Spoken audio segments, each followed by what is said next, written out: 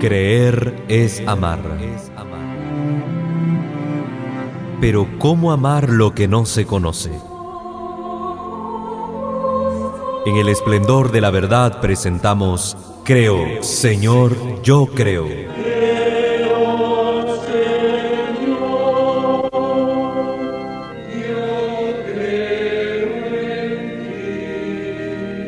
Juntos profundicemos en cómo es la vivencia cotidiana de nuestra fe.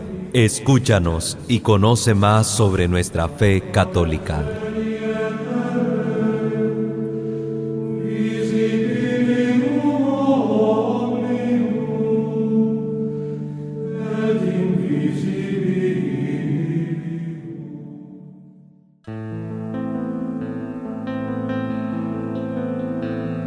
Ahora más que nunca y contra la opinión de tantos, entre voces de ultratumba y sus acordes. En el centenario de las apariciones de la Virgen María, el Esplendor celebra 11 anunciando a Cristo día a día.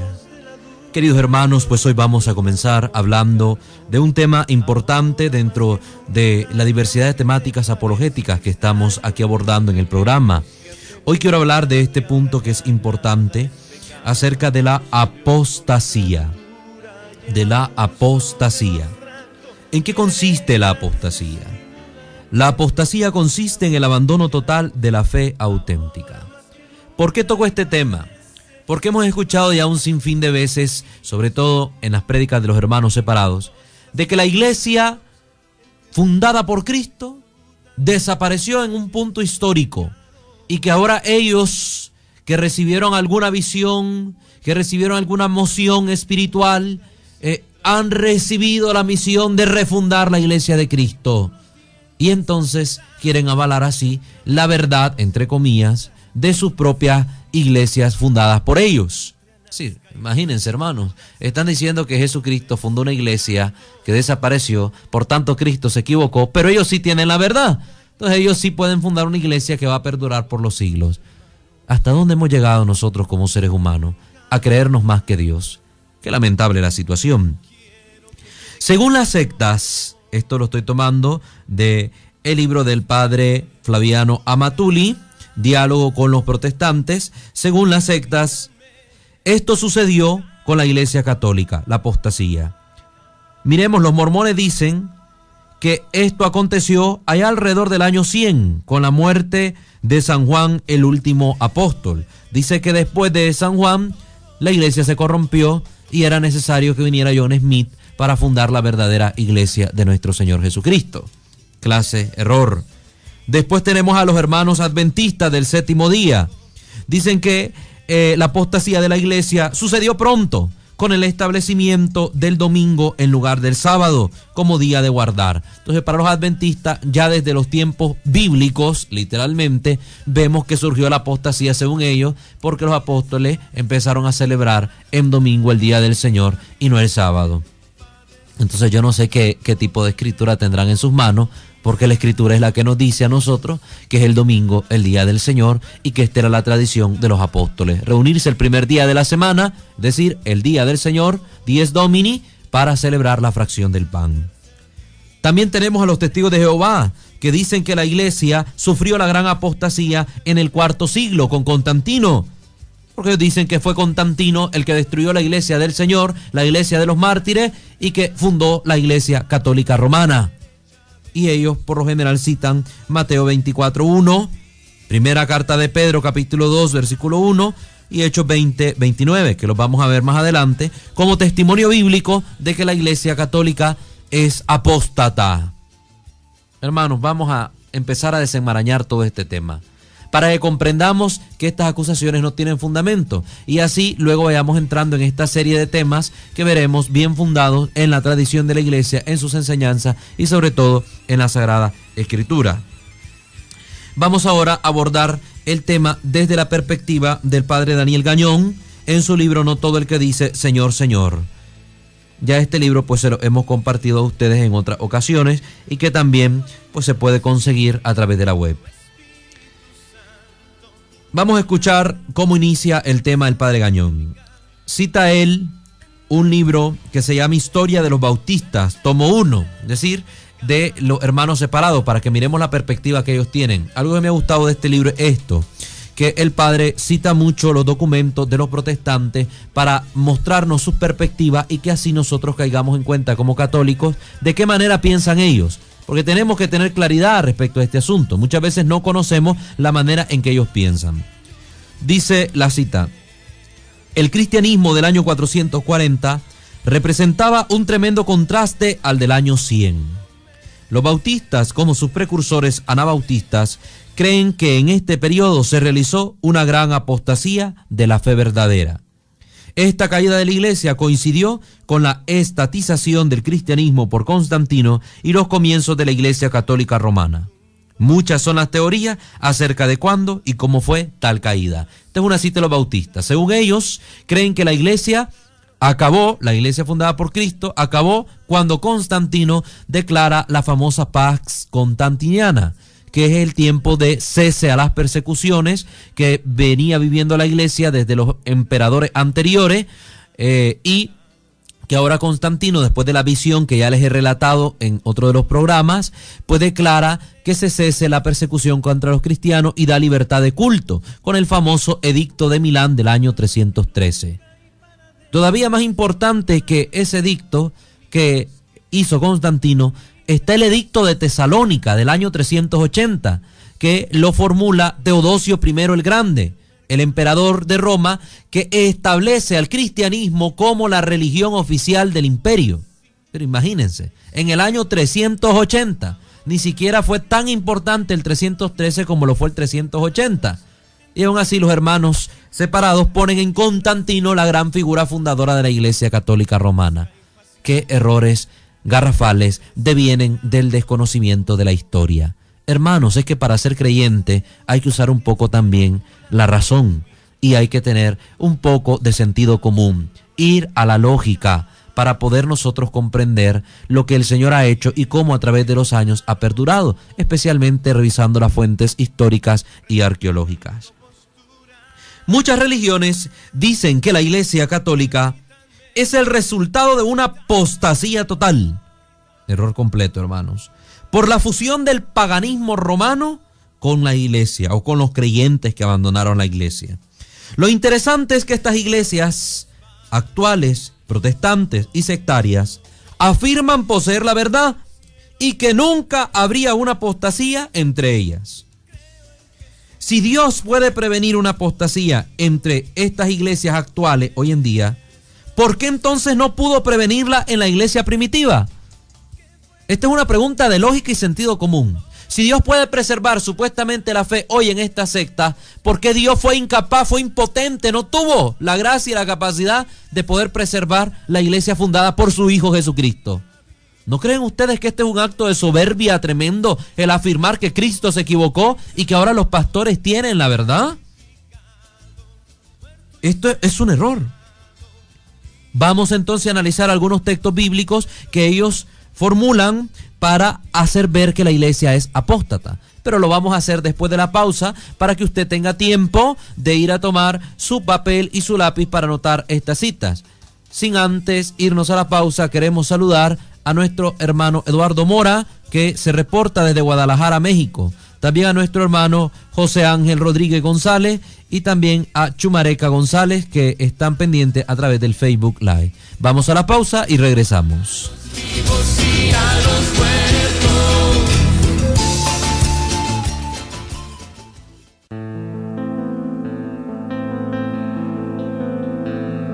Ahora más que nunca y contra la opinión de tantos, entre voces de ultratumba y sus acordes. Continuamos con nuestro programa. Gracias por estar en sintonía. Enviamos saludos a los varones y mujeres de Maús que también están reportándose. Este tema es importante para que podamos nosotros no caer en las redes de nuestros hermanos separados, que basándose simple y sencillamente en enseñanzas formuladas por sus pastores, pues quieren transmitirnos mentiras y también fundamentar la existencia de sus sectas. Decíamos que vamos a analizar algunas de las citas bíblicas que ellos proporcionan para demostrar supuestamente que la Iglesia Católica es apóstata. nos vamos al Evangelio de Mateo, en el capítulo 24, versículo 10 al 11. Mateo 24, 10 al 11.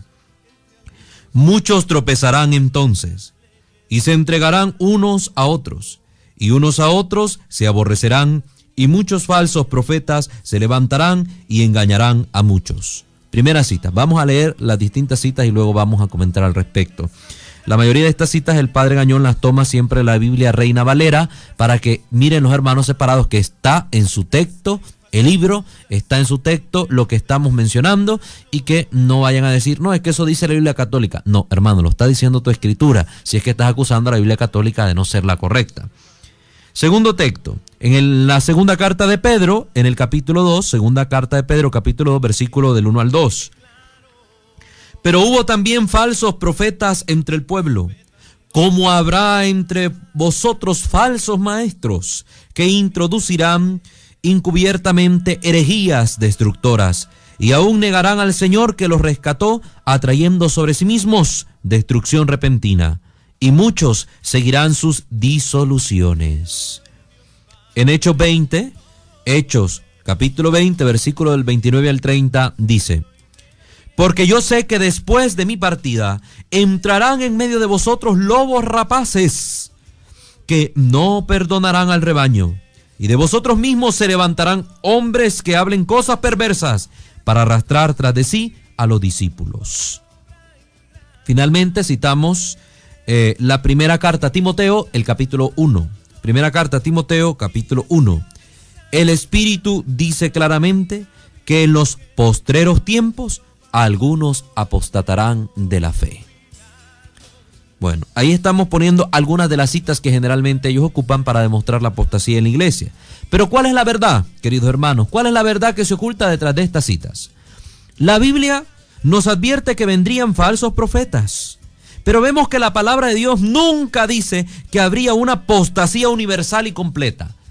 Se dijo que saldrían algunos de entre nosotros, saldrían herejes, habrían falsos maestros, pero jamás dice la Escritura en ninguna parte que toda la iglesia apostatará de la fe. Este es el primer error que cometen los protestantes. Generalizar algo que está dedicado a algo particular. Lo particular lo convierten en general. Esto es peligroso. No es así. En Mateo 24, la primera cita, se dice que vendrán algunos que engañarán a muchos, pero no dice que engañarán a todos. No todos serán engañados, los fieles mantendrán su fe.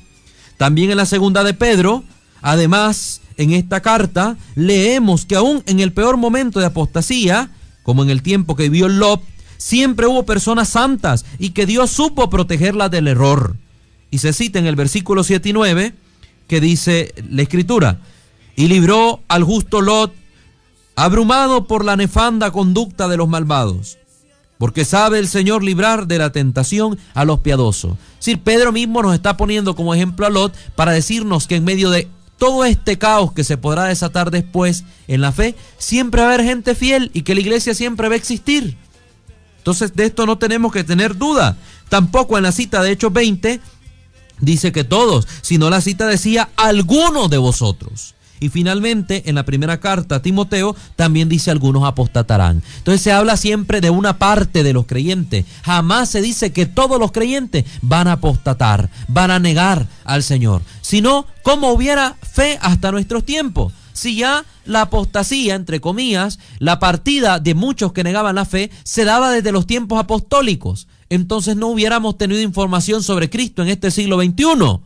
¿Cómo nos hubiera llegado la noticia si ya desde el primer siglo la iglesia hubiera apostatado? Significa que existió un silencio de 19 o 20 siglos y que de repente empezamos a hablar de Jesucristo en verdad hasta ahora, solo porque las sectas lo están diciendo. Carece de sentido común esto. ¿No lo creen ustedes? Otros hermanos añaden incluso, por ejemplo, la segunda carta a los tesalonicenses en el capítulo 2, versículo 3, segunda Tesalonicenses 2, 3 y también Apocalipsis 13, 4 y 6, 9, versículo 6, 9. Pero estos textos hablan de la apostasía que vendrá en el tiempo del final, en el fin del mundo, como signo y anticipación de la segunda venida de nuestro Señor. Y no habla de los primeros años de la iglesia primitiva. No habla en ningún momento de eso. Hay que tener cuidado entonces cómo están aplicando los textos bíblicos. ¿Por qué cometen ese error nuestros hermanos? Ya lo dijimos en temas anteriores. Primero, porque carecen de un magisterio que esté asistido por el Espíritu Santo para interpretar auténticamente los textos. Entonces cada pastor lee y dice lo que quiere según su propia interpretación. Hablamos en el programa anterior del problema de la libre interpretación de las Escrituras. Y esta libre interpretación es la que le ha llevado al error a tantos hermanos. Hablando Jesús de la iglesia que él edificaría, dijo algo que tenemos que tener presente. Esto está en Mateo 16, 18. Mateo 16, 18. Dijo el Señor, las puertas del Hades no prevalecerán contra ella. Esto lo dijo Jesús de la iglesia que él estaba fundando. Yo digo, entonces Jesús es un mentiroso, porque si al final triunfó el mal y los cristianos apostataron, entonces Jesús mintió. No podemos confiar en él. ¿Cómo poner nuestra fe en un mentiroso? Y también en Mateo 28, versículo 20 dice, yo estoy con vosotros todos los días hasta el fin del mundo. Si Jesús prometió su presencia y asistencia real todos los días hasta el fin del mundo, significa que esta iglesia que él estaba fundando iba a perdurar por los siglos de los siglos. Y si los hermanos separados hablan que hubo una apostasía total de la iglesia, entonces Jesús mintió, porque Jesús abandonó la iglesia. Jesús es un traidor. Jesús entonces no es digno de fe. El Jesús que están pintando los hermanos separados es un Jesús que miente, y yo no puedo confiar en un Jesús que miente. En la iglesia católica se habla de un Jesús que es la verdad misma y que ha prometido su presencia real en medio de su iglesia, que durará por los siglos de los siglos, y es lo que predica los católicos. Por eso, si esta iglesia católica fundada por Cristo, que como hemos aclarado, católico es un adjetivo porque nuestro nombre es cristianos, si estos cristianos que estarán por todo el mundo, es decir, en el universo entero, en todos lados, estos cristianos católicos son la iglesia del Señor y está el Señor con nosotros, entonces esta iglesia es la verdadera y las sectas están en el error. Hermano, si tú estás en una secta, tienes que saber que estás en el error y estás diciendo que Cristo es un mentiroso, porque tu pastor es más digno de verdad que el mismo Señor Jesucristo, al que dices adorar y seguir. El Señor nos promete estar siempre con nosotros. Siempre.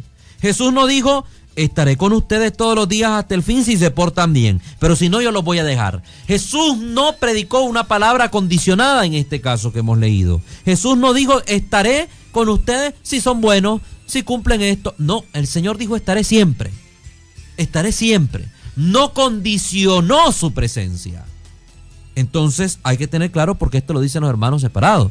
Los hermanos separados dicen, sí, el Señor dijo que estaría con ellos, pero como la iglesia se corrompió, como se metieron a ser paganos, etcétera, etcétera, el Señor nos abandonó.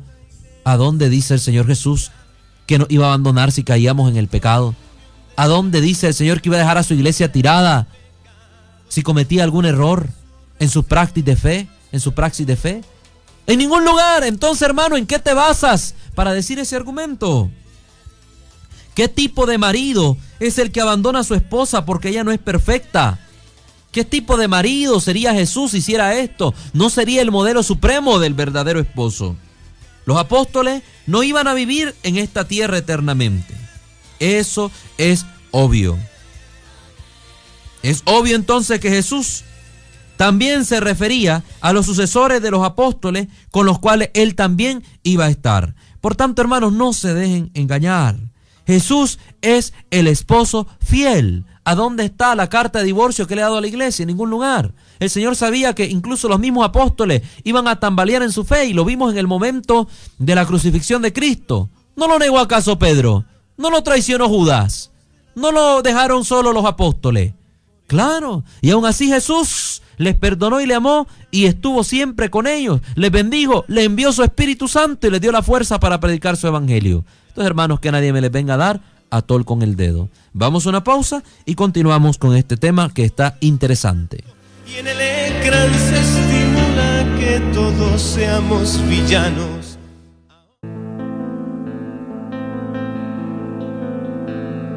Ahora más que nunca y contra la opinión de tantos, entre voces de ultratumba y sus acordes camuflados, poemas y lisuras siempre oscuros. Gracias por mantenerse en sintonía. Seguimos con nuestro tema acerca de la apostasía sugerida por los hermanos protestantes como un acontecimiento histórico que aniquiló la iglesia fundada por Cristo y que avala ahora la fundación de las nuevas sectas que se presentan como iglesia verdadera del Señor. Miremos lo que dice la Escritura. Isaías profetizó de Jesús, de su reino, que comenzaría como el Mesías a establecer, y dijo, Isaías 9:6-7, tomen la cita, Isaías 9:6-7. Y se llamará su nombre admirable, consejero, Dios fuerte, Padre eterno, príncipe de paz. Lo dilatado de su imperio y la paz no tendría límite sobre el trono de David y sobre su reino, disponiéndolo y confirmándolo en juicio y en justicia desde ahora y para siempre. Por tanto, su reinado quedará bien establecido. Dice la Biblia, Dios habla hoy. Su reino quedaría bien establecido. Jesús dijo que el fruto de sus discípulos permanecerá. Juan 15:16. Juan 15:16. El fruto de sus discípulos permanecerá. Algo que no sería cierto si hubo la tal apostasía universal que dicen los hermanos. Entonces, ¿quién es el que miente, querido hermano que me escucha? ¿Su pastor que le dice que la iglesia es apóstata o Jesucristo que le dice que la iglesia que él fundó durará por los siglos? Hay que ver en quién está poniendo su fe, si en un hombre o en nuestro Señor Jesús. Digamos que la iglesia sí cayó en la apostasía, supongamos, una suposición. Jesús hubiera sabido esto, porque Dios sí tenía este conocimiento. ¿Por qué entonces dio el mandato a los apóstoles de ir y hacer discípulos a todas las naciones y bautizarlas en el nombre del Padre, el Hijo y del Espíritu Santo, si él sabía que pronto la iglesia caería en el error y que por tanto no habría ese tiempo suficiente para llegar a todos los confines de la tierra? Miren que aún hoy, en la actualidad, hay muchas regiones de nuestro mundo que no conocen a Jesucristo. No hemos ni siquiera terminado con el mandato que el Señor nos dio. Entonces, Jesús se hubiera equivocado. Sería imposible evangelizar a todo el mundo solo con los 12 apóstoles. Hubiese sido imposible. Ya Jesús preveía aquí la sucesión apostólica, preveía aquí la misión de la iglesia y la continuidad a lo largo de los siglos hasta nuestro día. Además, Jesucristo prometió enviar el Espíritu Santo a su iglesia para guiarla y así mantenerla en el camino de la verdad. Creemos en el Espíritu Santo. Cuidado, pecan contra el Espíritu Santo porque Él es el que sostiene la iglesia. Y decir que la iglesia fundada por Cristo, que es la iglesia católica, cayó en el error y apostató, es decir que el Espíritu Santo se equivocó, que el Espíritu Santo es error, que el Espíritu Santo nos defraudó. Cuidado, hermanos, separados con lo que dicen. Yo temería y temblaría si estuviera afirmando las cosas que ustedes dicen. Miren Juan 14:16, que dice la cita, Juan 14:16. Yo rogaré al Padre y os dará otro consolador para que esté con vosotros por siempre. El Espíritu Santo sigue en la iglesia. Juan 14:26. Juan 14:26. Mas el Consolador, el Espíritu Santo, a quien el Padre enviará en mi nombre, Él os enseñará todas las cosas y os recordará todo lo que os he dicho. El Espíritu Santo es el que está en la iglesia y nos hace sentirnos iglesia, sabernos iglesia, porque está continuando las enseñanzas de Jesús, iluminando al magisterio de la iglesia, a los obispos, a los sacerdotes, a los diáconos, para que prediquen la verdad que el Señor vino a darnos cuando predicó el reino por esta tierra. Juan 16:13 dice, pero cuando venga el Espíritu de verdad, Él los guiará a toda la verdad, y el Espíritu vino el día de Pentecostés y Él nos está guiando hacia la verdad. Por tanto, decir que la iglesia apostató es decir que el Espíritu Santo nos engañó. Cuidado, querido hermano, con tus afirmaciones. ¿Cómo podemos entonces comprender a Jesús, a Pablo y a Pedro cuando hablan de los falsos profetas que vendrán? Vamos a analizar eso ahora, con todos los primeros textos que hemos mencionado al inicio del programa. ¿Qué significan? No negamos que hubo error entre algunos hombres que dicen ser cristianos. Eso lo vemos. Siempre ha habido herejías desde los primeros días y personas que han intentado cambiar las doctrinas recibidas por los apóstoles. De hecho, los hombres que fundaron las iglesias, estas separadas, las diferentes sectas, han hecho esto. Pero no quiere decir que toda la iglesia esté en error. Como la parábola del reino en Mateo 13:24-30, en el que el trigo y la cizaña crecen juntos, siempre ha habido también buenos y malos en el campo de la iglesia. Pero como enseña Jesús en la parábola, no nos toca a nosotros arrancar la cizaña, como lo han querido hacer los hermanos separados. Jesús lo hará por medio de los ángeles en el fin del mundo, porque nosotros podemos equivocarnos. Y el problema es que los hermanos separados se han hecho a sí mismos jueces de lo bueno y de lo malo. Ellos se han constituido jueces y dicen qué es lo bueno y qué es lo malo. Y señalan a la iglesia, tal vez por los errores que algunos de sus miembros han cometido. Cuando la Escritura mismo dice, ¿quién eres tú para constituirte juez de tu hermano? Si uno solo es el juez y Señor de todo, Jesucristo, Señor nuestro. Querido hermano que juzgas a la Iglesia Católica, ten cuidado con lo que estás diciendo. Ten cuidado. Otros textos que apoyan que habrá pecadores en la Iglesia de Cristo son, por ejemplo, Mateo 18, 15, 17. Mateo 18, 15, 17. Que dice, si tu hermano peca contra ti, ve y repréndelo, estando tú y él solos. Si te oye, lo has ganado. Si no te oye a ellos, dilo a la iglesia. Ya la iglesia sabía, el Señor sabía que iba a haber pecadores y hermanos que erraran dentro de ella. Y cuando un hermano comete una herejía, esto es lo que hace la iglesia, le llama, le corrige, le trata de persuadir para que vuelva a la verdad. Si el hermano no quiere entender, pues ni modo, la iglesia lo excomulga, es decir, queda fuera de la comunión de la iglesia. No le está diciendo que es un maldito, no, le está diciendo queda excomulgado, te aparta un tiempo de ella para hacerte reflexionar. Si tú no quieres volver, pues tú sabes lo que estarás haciendo, tú mismo estás acarreándote la condenación. Pero la iglesia te amonesta, te llama para que tú cambies y vuelvas al Señor. El otro texto es la segunda carta a Timoteo, capítulo 2, versículo 20. La segunda Timoteo, capítulo 2, versículo 20.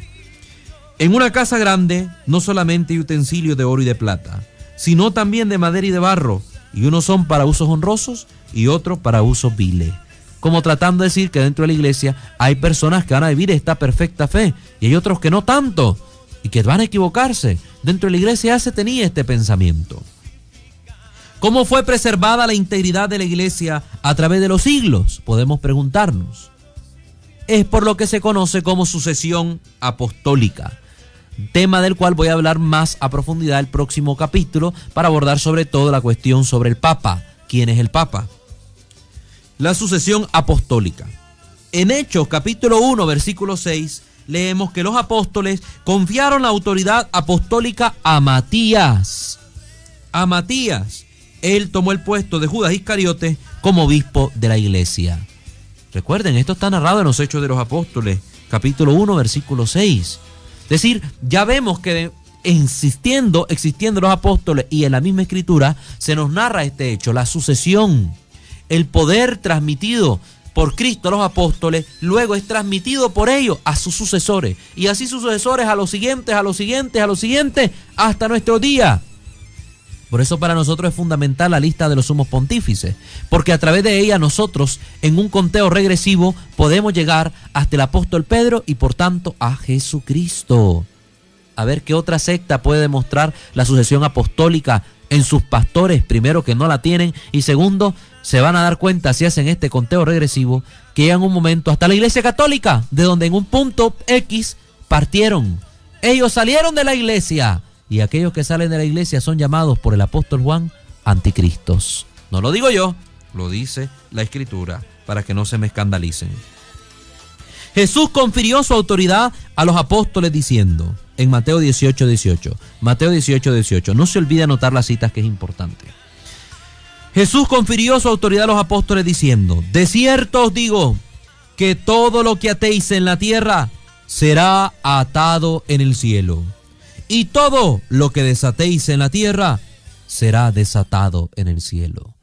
Le dio este poder a los apóstoles. Todo lo que aten aquí ustedes, allá quedará atado. Y lo que desaten aquí, allá quedará desatado. Es decir, Jesús ni siquiera le dio un cuerpo de cosas que quedarían ya atadas para siempre, sino que le dijo lo que ustedes aten. Es decir, los apóstoles tendrían esta potestad de darnos órdenes, de darnos algunas directrices, de establecer normas, que si ellos las establecían, eso en el cielo también se iba a respetar, porque los apóstoles con el poder recibido de Cristo lo estaban haciendo. Por tanto, la iglesia iba a ir modificando algunas enseñanzas, algunas normas, sin romper la verdad predicada por Cristo. sin romper la verdad predicada por Cristo. Y como el Espíritu Santo iba a seguir asistiendo a los apóstoles, ellos iban a poder, ellos y sus sucesores, decirnos cosas que tal vez antes no se decían y que ahora aparecen cada vez más perfectamente. Y es así como la iglesia puede establecer dogmas que no están explícitamente contenidos en la Biblia, pero sí implícitamente la enseñanza que los fundamenta. Y por tanto los apóstoles nos podían decir, igualmente sus sucesores, esto que estamos diciendo es digno de fe y debe creerse así, y nosotros debíamos obedecer. Y tenemos que hacerlo. En Juan 20:23, el Señor les dio el poder de perdonar los pecados, que es un tema que también vamos a tocar, la confesión. Jesús le dio el poder a los apóstoles para perdonar los pecados. Tantos hermanos separados que dicen, solo Dios puede perdonar los pecados. La Escritura dice lo contrario, que Jesús le dio el poder a los apóstoles para que ellos administraran esa gracia, y los apóstoles confesaban y perdonaban. Lo vemos en Hechos de los Apóstoles, capítulo 2, que venían los fieles y dicen a confesar sus pecados a los apóstoles, y a través de los apóstoles recibían el perdón de Dios. Hermanos, vuelvan a la iglesia que tiene y predica la verdad. No se queden engañados por falsa doctrina. Vayan y lean la Biblia, estudien la historia, investiguen el origen de su propia iglesia. Usted ahora con el internet simplemente escribe Iglesia Luz del Mundo, y ahí le va a aparecer toda la información. ¿Quién la fundó? ¿Cuándo se fundó? ¿Por qué se fundó? Usted se va a dar cuenta. No sigan el error, vuelva a la verdad. Vamos a una pausa para volver con el bloque final de nuestro programa. Que fue concebido por obra y gracia del Espíritu Santo.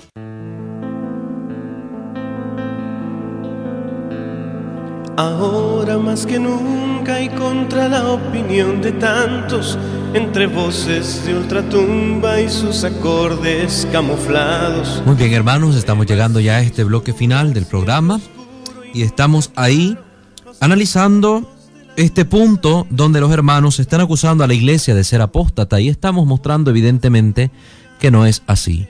Saludamos a la familia Albir Videa en el barrio Centenario que se nos está reportando, también a Eva Montenegro que está escuchándonos, y a todos los hermanos que a través del Facebook Live están dándole seguimiento a este programa.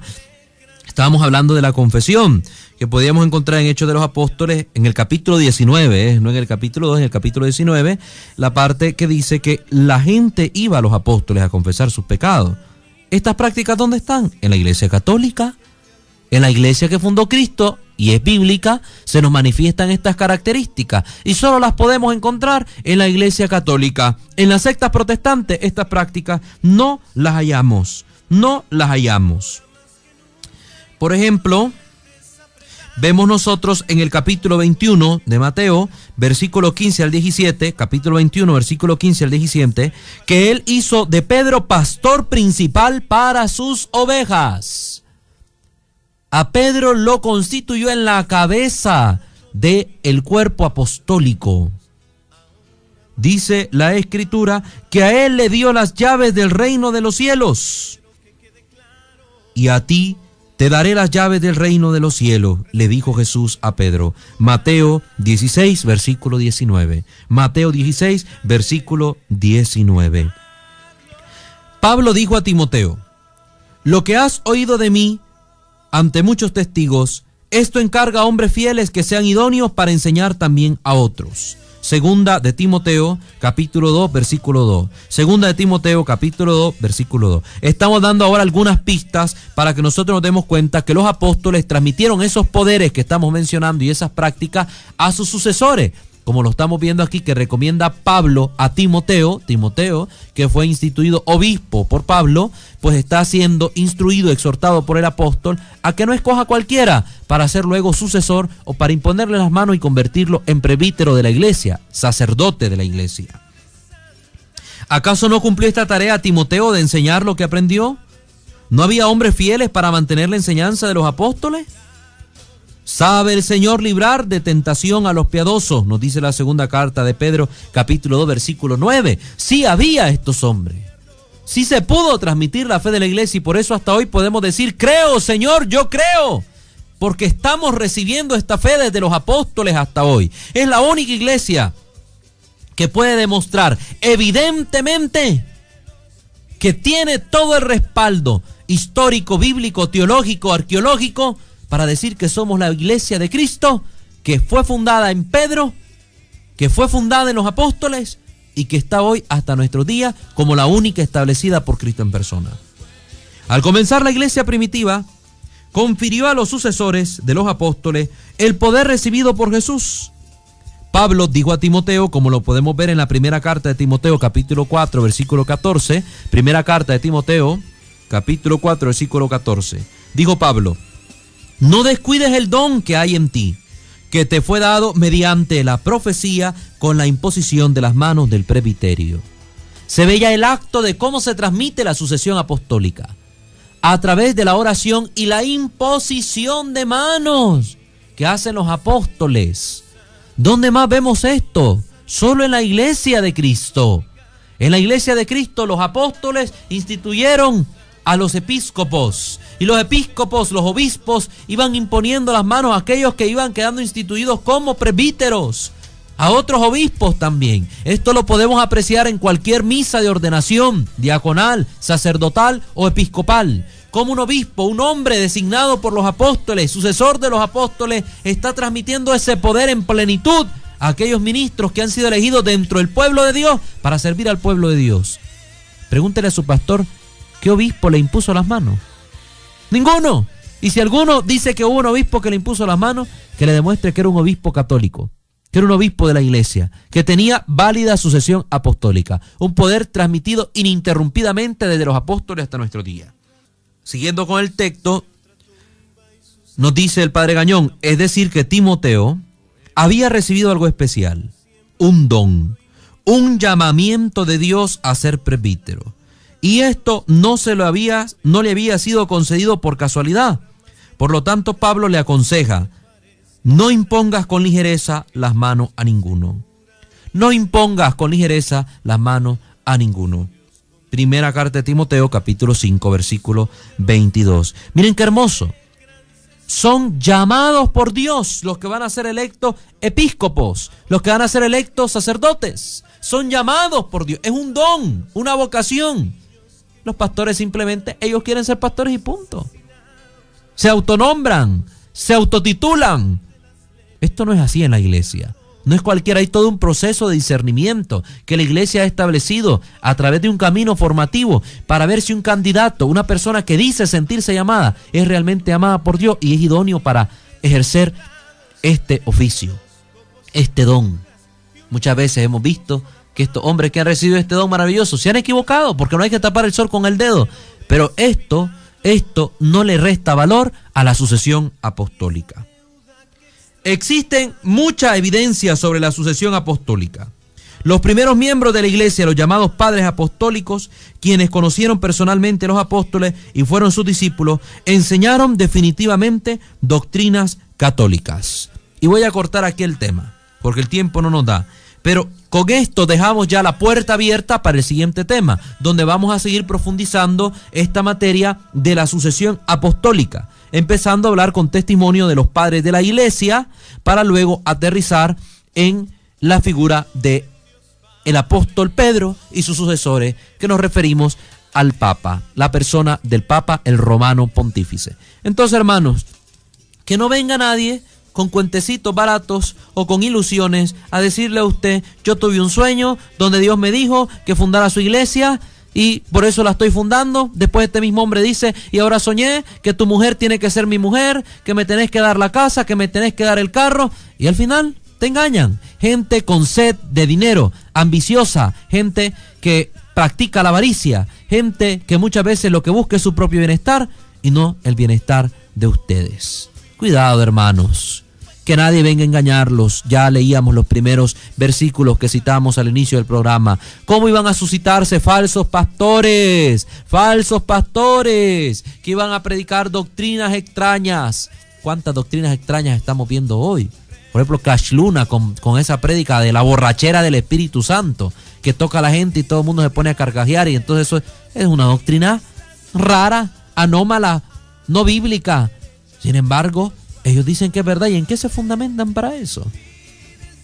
Entonces, hermano, esto es de lógica también. Hay que usar sentido común. Nos preguntan algunos hermanos cuáles son los números telefónicos de la radio para poderse contactar con nosotros. Claro que sí, vamos a ponerle los números a ustedes para que puedan participar. Recuerden que también hemos dado la opción de micrófono abierto. Si alguien quiere llamar y comentar algo, puede hacerlo al 2714-0660. Repetimos, 2714-0660 y 2713-9940. 2714-0660 y 2713-9940. Entonces, si algún hermano quiere llamarnos, pues ahí están las líneas para que ustedes sepan y pues podemos responderles ya al finalizar el programa porque el tiempo se nos ha agotado. Entonces queremos agradecer fiel sintonía de todos ustedes y les recordamos que este programa también es retransmitido los sábados a las 7 de la mañana por Radio Católica y los domingos a las 8 de la mañana por Televisión Radio 94.9. También puede descargar estos programas que subimos siempre al YouTube en el canal Creo Señor Yo Creo. Invitamos a darle like a nuestra página de Facebook Creo Señor Yo Creo y también pues a llenarse de esta formación que puede servirle como instrucción para compartir con los demás.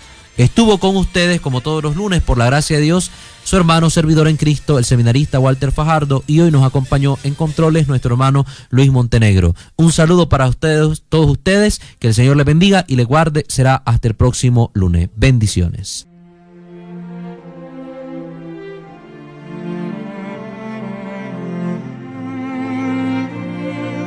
Creer es amar. Pero ¿cómo amar lo que no se conoce? En el esplendor de la verdad hemos presentado Creo, Señor, yo creo.